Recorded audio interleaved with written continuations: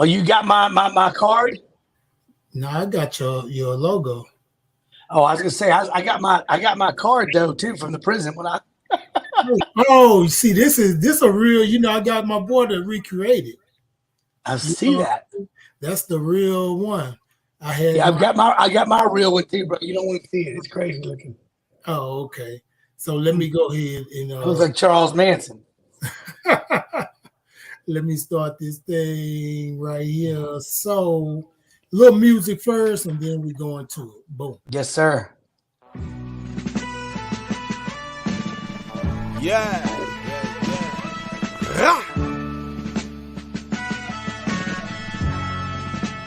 God is amazing, homie. Okay. Vine said I'm Mike Vick before the case, Mike Tyson before the rape. Mine stayed at MJ 3 games tying his lace. What's the lie to the truth? A defeated foe, like 2 times 2, but with a different meaning though. Be multiplying brand new, mathematically clearing the windshield so you can clearly see through. That's Jesus at the end of that road. Greatness, follow me, babe, and I'ma show you how to make. I'm a rap gorilla, smooth criminal, came here for the walking dead. Yeah, thriller. I talk it cause I'm confident. And the caveat to the equation is I'm heaven sent. Problem the menacing. I jumped in front of bullet. Couldn't let him kill my brother. Put my life on the line because I love him. You don't understand my kind. I'm a last but dying breed. My mama told me to war's my dreams. I better stampede. So Yo. Welcome. You're now tuned in to the Progression Podcast, man. Let me get this off the screen right quick. I'm sitting here with my man, my main man. Y'all don't even know this dude here. It's hard to catch him though. I don't know. Come on, man. I think he's somewhere in New Zealand right now. I don't know. This is my man David Trickett, man, from C.H.A.R.M Ministries, C.H.A.R.M Prison Ministries. I want to say it right. You know what I'm saying? So, man, how's it going, man? It's good, man. It's good. It's good to see you. I want to thank you for I know you got a busy schedule, so even taking the time to just talk to us, man. And I just want to really get into it because I know you, but some things I don't know. Okay. I didn't know that you were bullied as a kid, so that kind of stuff you can tell. Bro, I'm still getting bullied today. What are you talking about? I got friends like you, man. I'm always getting bullied. Are you? Okay. I'm going to ask you this question, though, Dave. Mm-hmm. What's your childhood like, man? You want the pretty side or the raw side? I want the raw side, man. The raw side. This show is called the Progression Podcast, man, where we speak on liberation, education, and elevation.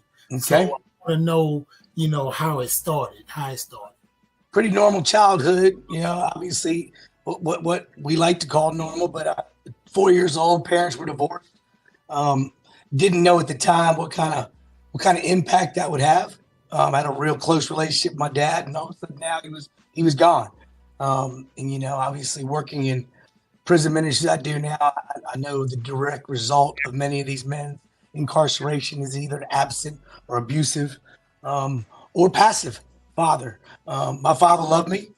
He didn't know the Lord, but just his absence of not being in my life and living with my mom till I was about 8 years old it was a pretty tough deal. And even after, I would say I acted out pretty bad from the time I was about 6 to 8, and I finally got my way and I got to move with my dad.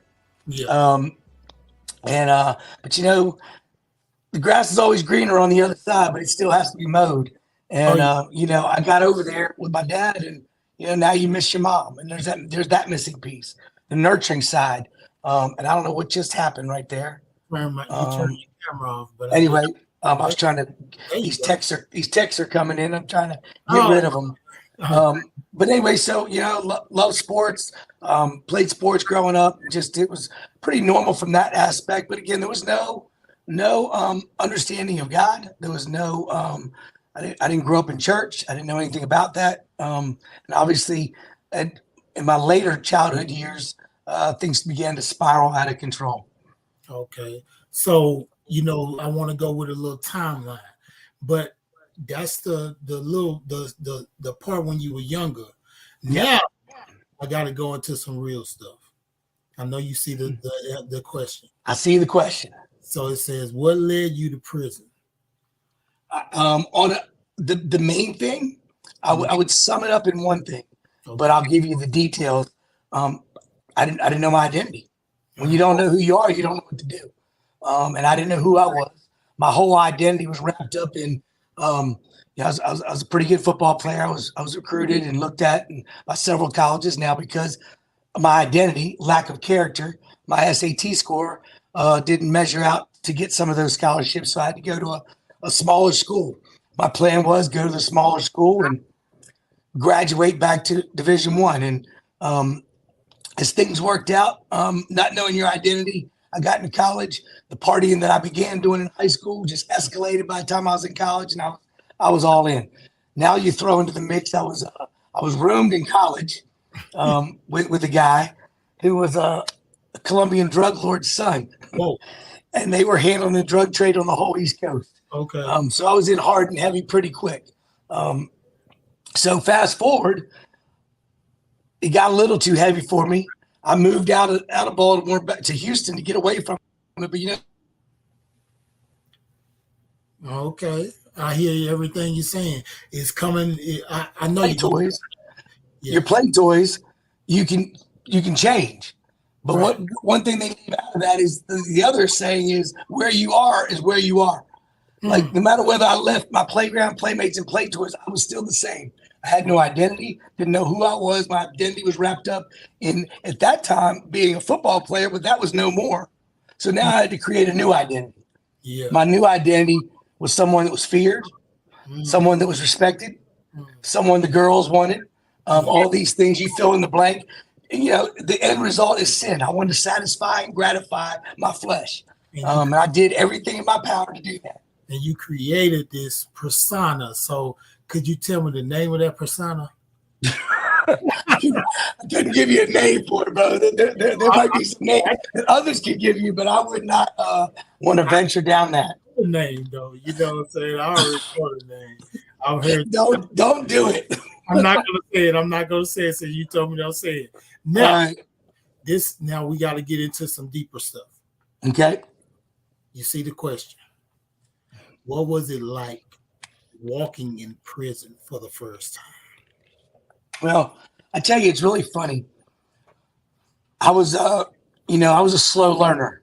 I'm the picture of the guy in the Bible where it talks about insanity. Doing the same thing again and again, expecting a different result. I had 15 felony arrests, 8 of them still on my record. And because the lifestyle I was living and the money I had a good attorney. I was beating a lot of cases. Right. And with that being said, though, I was doing a 6-month stint, year and a half stint. When they finally did give me some prison time, a 5-year sentence, I had so much back time, I walked out the door. So I never really experienced prison for the first 7 felonies. But I will tell you, even in those times, because of my lack of identity, I always had something to prove. I'm an athlete, I'm a competitor. So I felt like every time I walked into a jail, I want to shine. Like we're gonna let people know that I ain't the one. And let me just tell you, that lasts for a little while, but eventually you find out there's someone, right, somewhere that he's the one. Yeah, he's just like you. Yeah, right. So, but again, I got a taste of the Word of God in '93. I would have said that I walked an aisle for salvation, but I never really surrendered my life to the Lordship of Christ. I was only getting the fire insurance. I wanted to go to heaven. I like to tell people I was a fool, but not a damn fool. I wanted heaven, but I didn't want the Lordship. Right. So when I finally did get a prison sentence, before the prison sentence, I actually surrendered my life to Christ. Now, one of the scariest things about surrendering my life to Christ was just that. Like, okay, how do you do prison time as a Christian? Right. Like, what's that look like? I mean, kindness is played for weakness. I want to go down there and show somebody I mean business. Yeah. But at the same time, everywhere I was looking in Scripture, the Lord was telling me, "You want to follow me? You want to really show you trust me? I want you to let me, order your steps." So I went down to that prison and I trusted him. And so the first time I walked into a cell, I will tell you, it was funny. I walked into a cell and I was charged up by a couple of white brothers, and they called me over to the side and they said, "Hey man, you're going to need some help in here." And I said, "Well, if I was looking for help, it probably wouldn't be from you two." Yeah. They weighed about 150 pounds soaking wet. And I'm like, I said, I came to jail on my own. I'm going to leave on my own. I'm not going to be riding with nobody, rolling with nobody. We're going to do this time, me and Jesus. And he's like, "Well, we'll see how that works for you." Right. Lo and behold, the next person I was approached by was a man of God that sat me down. We built a friendship, and he discipled me for the next 2 years in that prison, which then would lead me to going to another prison, in which I would be further discipled and begin to grow in the things of God, which in that prison is where I would receive my call from the Lord to do prison ministry. I'd love to say I jumped on that excitedly. But when the Lord told me he's going back to prison, I'm like, wait a minute, I can't wait to get out of prison. I'm not going back. Don't want to go back. Yeah. Right. That's a crazy thing. So, like for me, when I was in, I went for the first time, I went to the penitentiary. The second time I cried, right? And so my homeboy he told me, he said, "Man, nobody's been to the penitentiary unless you cry yet. One time, at least you got to cry one time." So it was a certain thing that happened to me that second time was when my son came to visit me. I went in when he was born. So then he was walking in the room where I was. And I was like, wow, he's walking. And I didn't see it. I wasn't the first to see that. And so when I got back to my cell, I just went to my bed and I cried, man. And I think a few days after is when I had my come to Jesus moment. Yeah. And so that's what I got to ask you. Was there a certain thing, moment that changed your life? It wasn't. Let me speak on that because that was pretty. So again, as I mentioned, in '93, I had a walk the aisle kind of encounter and heard another man give his testimony, and his story was worse than mine. And I'm like, wait a minute, I'm pretty sure they don't let dudes like you in prison. I mean, they let you in prison, they don't let you in heaven. Because they ain't gonna let me in heaven with all I've done. But his story was worse, and that's when he started sharing about the grace of God, and it isn't by works, it's by faith. And I'm like, okay, well, I'd love some of that. If it's not by my works, it's by his. Let me get some of that. And again, I cling to that fire insurance, but it wasn't until '98, and there was a series of events that happened prior to my last arrest.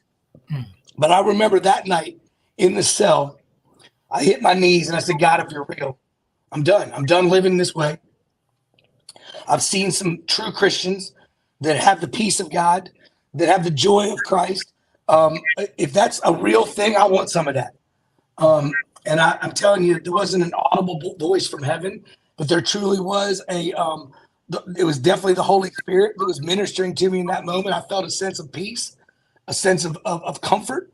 I felt forgiven, which, again, it wasn't all like "you're forgiven," but there was this peace that came over me, and my tears of pain and wreckage and shame and all the things that I'd caused my dad and family, they didn't deserve any of the pain that I caused them. That's the thing about prison. Prison, you're not the only one doing time. Your whole family's doing it with you. Yeah. And, I started to realize, man, this is not right. Like, this is not right. But I can't change on my own, Lord. If you're real, I need to meet you.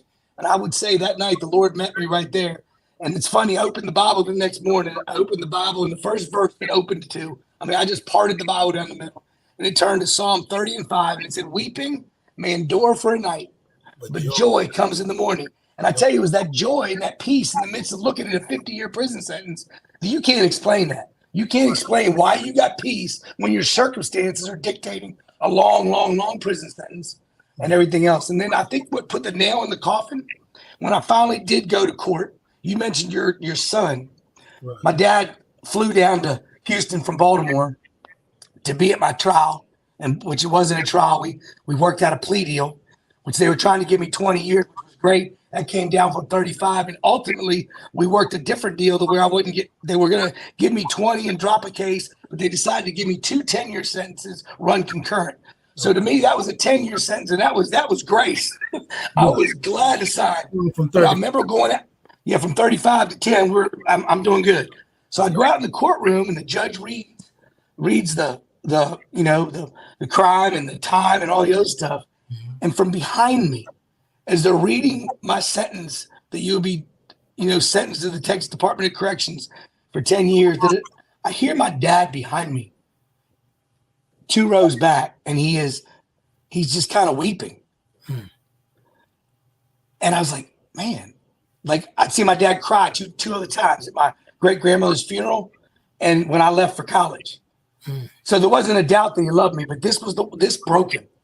And really what sat in with me is not so much my dad weeping over my life and the decisions I made and the culmination of those decisions and where I was going.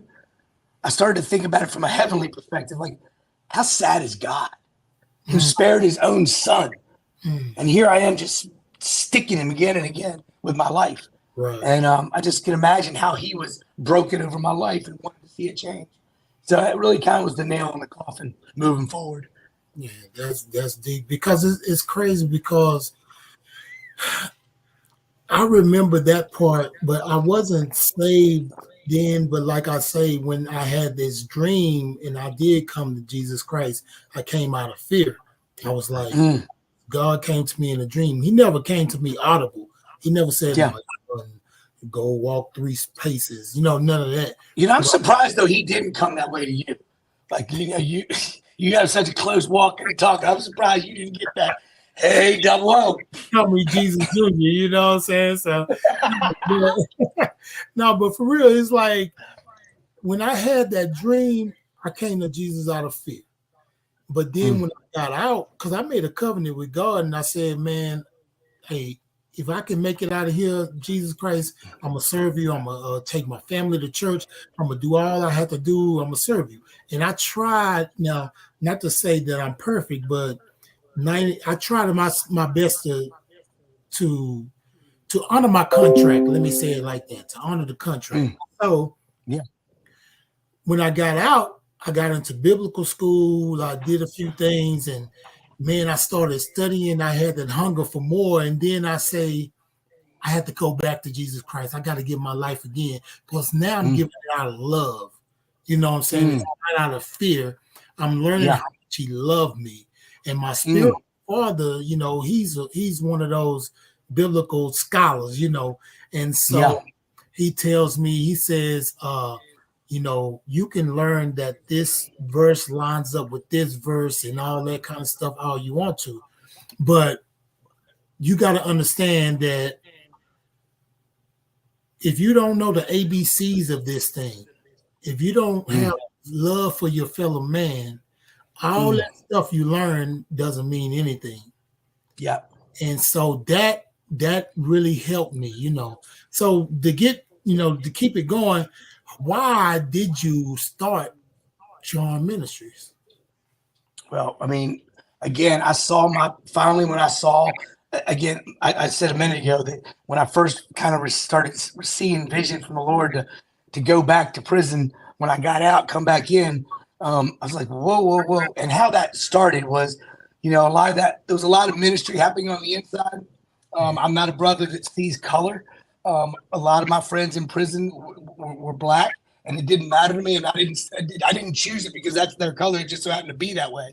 But I didn't see things that way. I played a lot of sports in prison. A lot of the ministry that I did was just doing life with people. It wasn't about beating them over the head with the Bible. It was about building a relationship and then earning the respect and trust to share what I'd learned in the Word.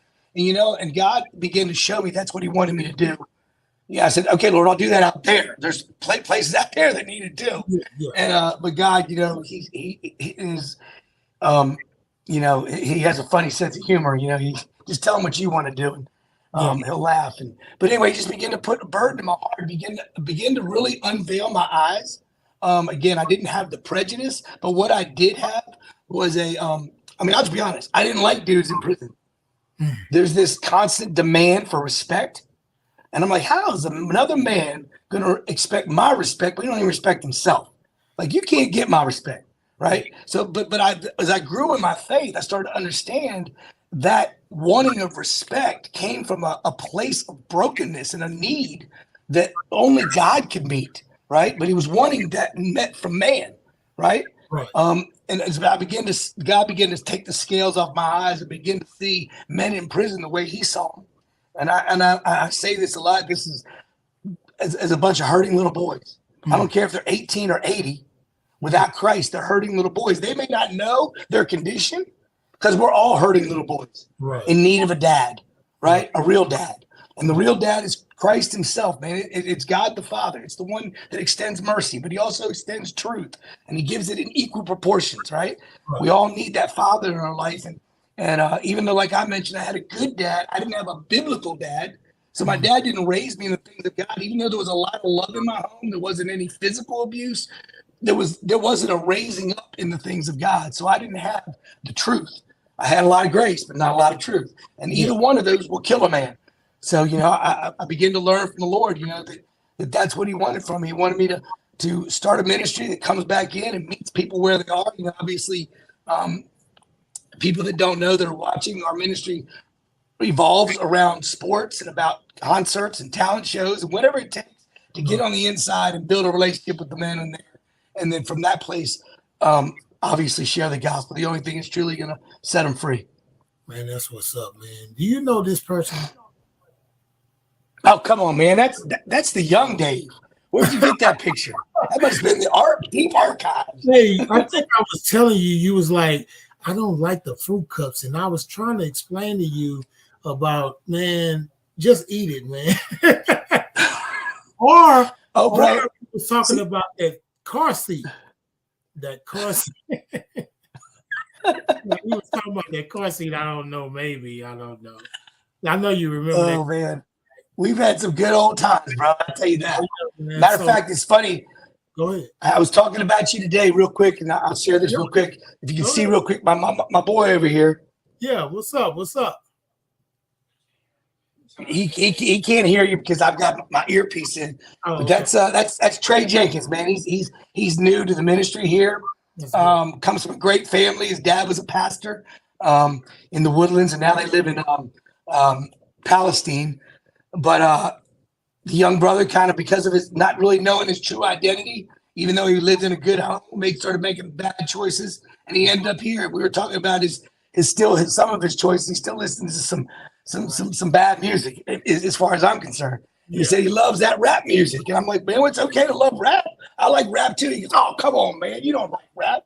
I said, yeah, I do like rap if it's got the right words, because to me, it's all about the music. I mean, it's all about the words, not the music. The music's good. It accents it and it brings it out. But the truth is what lyrics are you spitting? And that's why, you and I met. I had fell in love with you and what the message you were communicating, because I felt like your pulpit is your music. I mean, you get to preach your life to people, and they get to see it. So I was sharing that with this young brother, and he was like, "Man, this stuff goes hard." Oh yeah, you got to give them something. Like my children, I have to give them some rap that sounds good, right? So they say, right. Oh, rap that sounds good. I say, oh, I got somebody for you. So I give them hard ones, you know what I'm saying? Some hard dudes. And they say, oh man, that's pretty hard, like, Cray and all those guys and stuff like that. And I, eventually give them me, you know what I'm saying? Because I got you gotta save that one for last. The best is for last. Yeah, that's right. Even when I eat food, I wait for the best part that's the best, and I eat the best for last. You know what I'm saying? Yes, sir. Man, I'm honored, man, to have you here, man, and taking time out your day to come talk to me. And I want to say what's up to Kay. If it's not for Kay, I know you. I've probably been out there a long time ago. I heard your wife was with Kay. They were at the women's prison the other day. Now I got to ask you a question. How does it? Okay. How does it feel? Because it's a lot of relationships like this, married relationships, where the husband is shorter than the wife. So none of that matters. Once you're sitting down. So, and I'll leave it at sitting down. And you know what's crazy?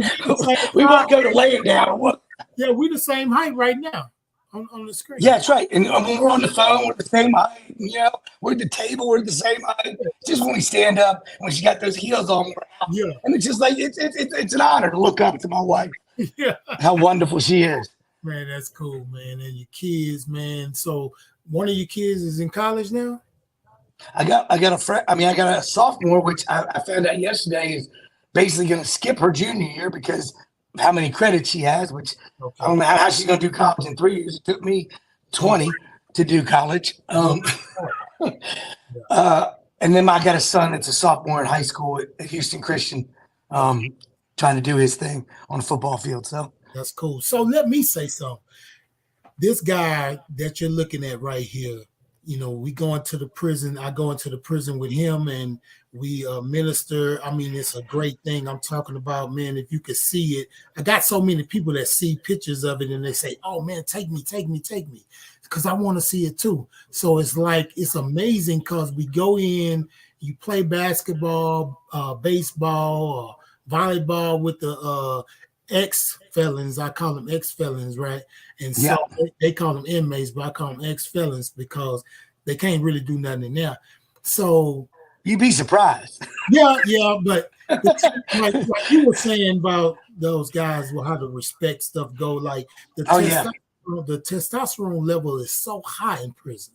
Everybody want to be hard, want to prove themselves, right? So it seems like when we go in, it like gives them a chance to be vulnerable, gives them a chance to just, you know, leave that place for a while, right? Yeah. And it is a beautiful picture of the testosterone is still there because you're still competing in a sport. Right. But you can tell because, and I believe that's because of guys like yourself and the other volunteers are so seasoned and they know how to go in and compete, but still share the love of Christ, even in athletic competition. Right. And they feel love, they sense love, and they respond to love. And it's a great sports ministry, man. I've been a part of different ministries going into prisons like I used to go into San Jacinto, used to go into Baker Street. Now all I do is go in with C.H.A.R.M, man. I done got hooked now, you know what I'm saying? Because I love the way you do it, you know. We'll see you Saturday, I think. Yeah, I'm gonna be there this weekend, man. I'm gonna be there. I took off work. I said, man, they say we gotta work Saturday. I said, no, not me. I said, I'm going. I got better place to be, prison. Yeah, I'm going to prison. They say, oh, you got like a weekend thing you do? Yeah, you go to prison? Yeah, it's a weekend thing. Yeah, it's a weekend thing. Yeah. Yes, sir, a weekend thing. Like I'm sentenced or something. So, man, it was great talking to you, man. And truly a privilege, truly an honor, man. Man, C.H.A.R.M Ministries. And I have some more things that I've been, doing. And I do these things like, I'm just starting this podcast, right? So, when I've listened to 1 million podcasts over the years. And so they have these sponsors. They say, we want to thank this person and this person for this. And I'll be saying, I want to thank the people at Josiah's House Ministries, the people at C.H.A.R.M Ministries. I want to thank the people at Eyes on Me Inc. And those are my sponsors, And so you're gonna see it, once it comes out and stuff, and everything's gonna be cool, man. Yeah. Thank you, man. And I appreciate you, man. Appreciate your love for the Lord and all that you're doing to take those streets back, man, for real. Oh, and I'll see you Saturday, my man. All right, brother. God bless. Love. Thanks.